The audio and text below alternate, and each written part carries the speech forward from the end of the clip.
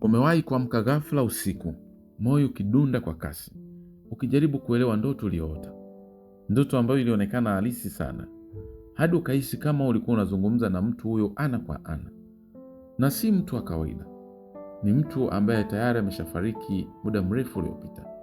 Swali ni hili hapa: kwa nini unamuota tena?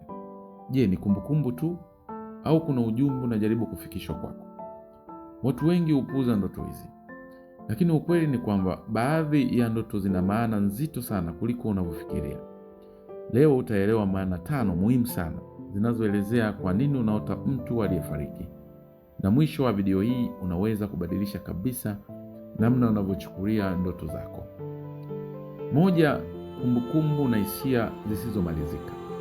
Maana ya kwanza ni rahisi lakini yenye uzito mkubwa sana. Kwa maana hisia ambazo hazijamalizika. Huenda ulikuwa na uhusiano wa karibu sana na mtu huyo, labda mzazi, ndugu, rafiki ama hata mpenzi. Na ukweli ni kwamba wakati mwingine hatupati nafasi ya kusema kila kitu tulichotaka kusema kabla hawajaondoka. Ndoto yako inaweza kuwa ni akili yako ikijaribu aidha kufunga ukurasa uliobaki wazi au kukusaidia kukabiliana na maumivu ambayo bado yapo ndani yako. Ikiwa katika ndoto hiyo ulikuwa unazungumza nao, kucheka au hata kulia, inaweza kuwa ni ishara kwamba bado unahitaji uponyaji wa ndani, kwa maana ya emotional healing. 2. Ujumbe wa tahadhari au mwongozo.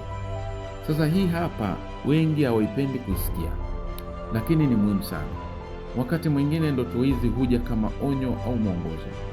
Ndoto inaweza kukuonya hatari inayokuja, uamuzi mbaya unaokaribia kuufanya, au njia ambayo unapaswa kuifuata.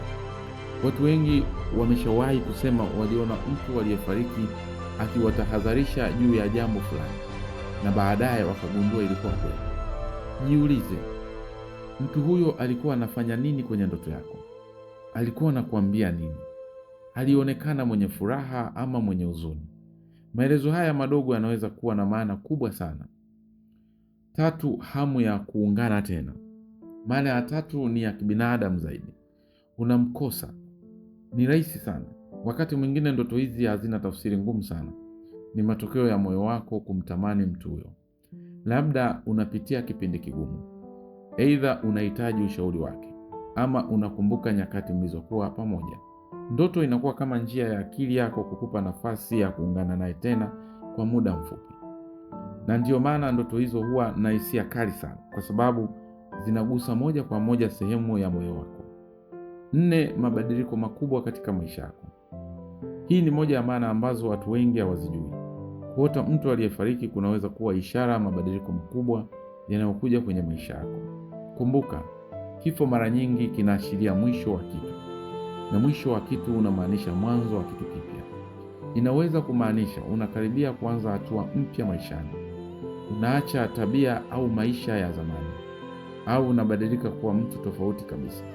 Ndoto hiyo inaweza kuwa kama ishara kwamba kuna kitu kinaisha ili kingine kizaliwe. 5. Ishara ya ndani, kwa maana subconscious reflection. Maana ya mwisho ni ya kisayansi zaidi. Wataalamu wa akili wanasema ndoto ni njia ya akili yako ya ndani, kwa maana subconscious, wasiliana nawe. Mtu aliyefariki kwenye ndoto yako anaweza kuwa anawakilisha aidha tabia fulani, funzo fulani, au sehemu ya maisha yako. Kwa mfano, kama mtu huyo alikuwa mwenye hekima, ndoto inaweza kumaanisha unahitaji kutumia hekima zaidi kwenye hali fulani. Kama alikuwa mkali ama mwenye nidhamu, inaweza kuwa ishara kwamba unahitaji kujirekebisha. Kwa hiyo si lazima iwe kuhusu huyo mtu moja kwa moja, bali inaweza kuwa ni wewe mwenyewe. Lakini sasa ngoja nikuulize swali moja muhimu sana. Ni lini mara ya mwisho uliota ndoto kama hii na ukaichukulia kwa uzito? Watu wengi huamka, wanasahau na kuendelea na maisha. Lakini wale wachache wanaochunguza ndoto zao ndio wanaopata uelewa wa ndani ambao wengine hawana. Ndoto sio picha za usiku. Ni lugha ambayo akili yako inatumika kukuambia kile ambacho huwezi kusikia kwa macho. Kwa hiyo wakati mwingine ukimwona mtu aliyefariki kwenye ndoto, usikimbilie kusema ni bahati mbaya au jambo la kawaida. Simama kidogo.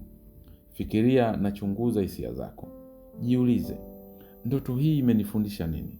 kwa sababu ndani ya ndoto hiyo kunaweza kuwa na ujumbe ambao unaweza kubadilisha maamuzi yako na hata mwelekeo wa maisha yako. Kama umewahi kuota mtu aliyefariki, andika nimewahi kwenye comments hapo chini. Na kama unataka kuelewa zaidi maana ya ndoto na ishara za maisha, hakikisha umesubscribe na umewasha notification, kwa sababu hapa tunafungua mambo ambayo watu wengi wanayaogopa kuyazungumza.